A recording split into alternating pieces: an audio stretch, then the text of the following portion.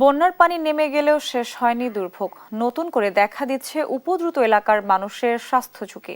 বিশুদ্ধ পানির সংকট, অস্বাস্থ্যকর পরিবেশ, মশার উপদ্রব, পানিবাহিত নানা রোগ ছড়িয়ে পড়ার আশঙ্কা করছেন জনস্বাস্থ্য বিশেষজ্ঞরা। তাই স্বাস্থ্যবিধি যথাযথভাবে মেনে চলার পরামর্শ তাদের। স্বাস্থ্যমন্ত্রী জানিয়েছেন, বন্যা কবলিত এলাকায় সব ধরনের স্বাস্থ্যসেবা নিশ্চিত করা হবে।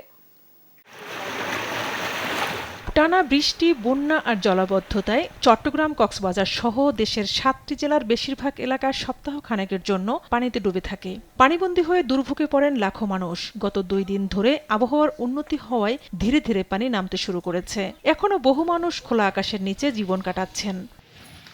বিশেষজ্ঞরা বলছেন, বন্যার পানি নেমে গেলে diarrhoea, cholera, typhoid, jaundice, dengue সহ বিভিন্ন পানিবাহিত ও মশাবাহিত রোগের প্রকোপ বাড়তে পারে।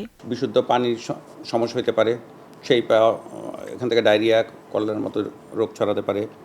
আর একটা জিনিস, এই হাঁটাচলা করতে গেলে তো চর্মরোগ যেগুলো প্রাদুর্ভাব, যদি সারাক্ষণ পানির মধ্যে হাঁটতে হয় তাহলে সেক্ষেত্রে চর্মরোগের একটা সম্ভাবনা থাকে।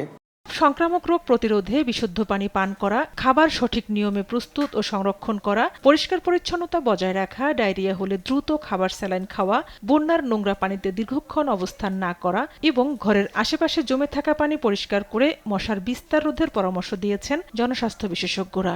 এডিস মশা যেসব জায়গায় জন্ম নেয়, এই জায়গাগুলো যে আমরা পরিষ্কার পরিচ্ছন্ন রাখি বা পানি জমতে না দিই কোনো জায়গায়, আমাদের বাসাবাড়ি বা বাসার আশেপাশে, তাহলেই কিন্তু এটা অনেকাংশে কমিয়ে আনা সম্ভব। স্বাস্থ্যমন্ত্রী সর্দার এম সাখাওয়াত হোসেন জানান, বন্যা কবলিত এলাকায় স্বাস্থ্যসেবা নিশ্চিতে সব ধরনের ব্যবস্থা নেওয়া হয়েছে। আপনারা জানেন, বন্যার পরবর্তীতে পানির খুব প্রবলেম হয়, যেটা থেকে কলেরা দেখা দেয়।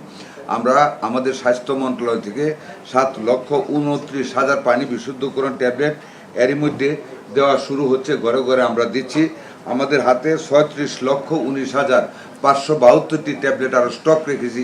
In case of any necessity আমরা সেগুলো সাপ্লাই করতে পারবো, ইনশাআল্লাহ কোনো অসুবিধা হবে না। বন্যা কবলিত এলাকার বাসিন্দাদের কারো মধ্যে কলেরা, টাইফয়েডের মতো পানিবাহিত রোগের লক্ষণ দেখা দিলে দ্রুত পরীক্ষা করানোর পরামর্শ দিয়েছেন স্বাস্থ্যমন্ত্রী।